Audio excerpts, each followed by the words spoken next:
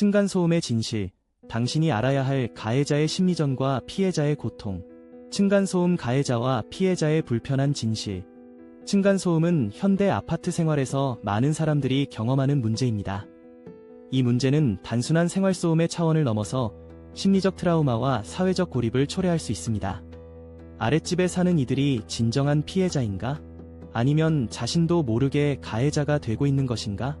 오늘 우리는 그 미묘한 경계선에 대해 탐구해 보겠습니다.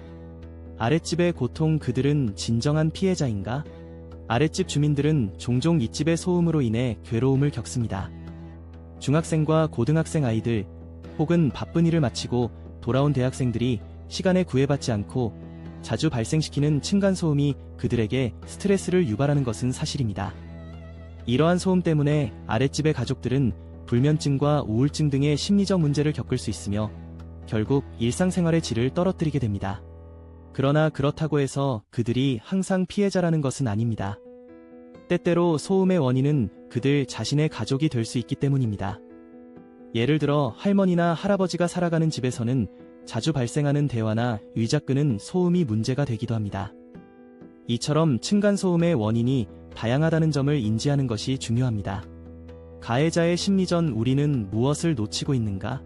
층간소음 문제에서 중요한 사실은 가해자라는 개념이 단순히 소음의 발생자에 국한되지 않는다는 점입니다.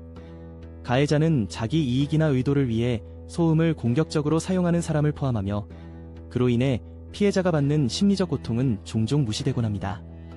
예를 들어 어떤 가정에서는 오토바이 배달부가 짧은 시간 흔들림과 소음을 유발할 수 있으며 이들은 피해자가 고통받는 자주성 소음의 원인이 되기도 합니다.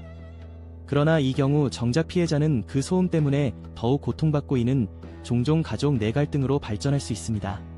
조직 스토킹의 불길한 연관성. 층간소음 문제는 더욱 복잡한 양상을 띠기도 합니다. 이어지는 내용은 블로그 게시물에서 확인하실 수 있습니다. 게시물 링크는 더보기란 또는 고정 댓글을 참고해주세요.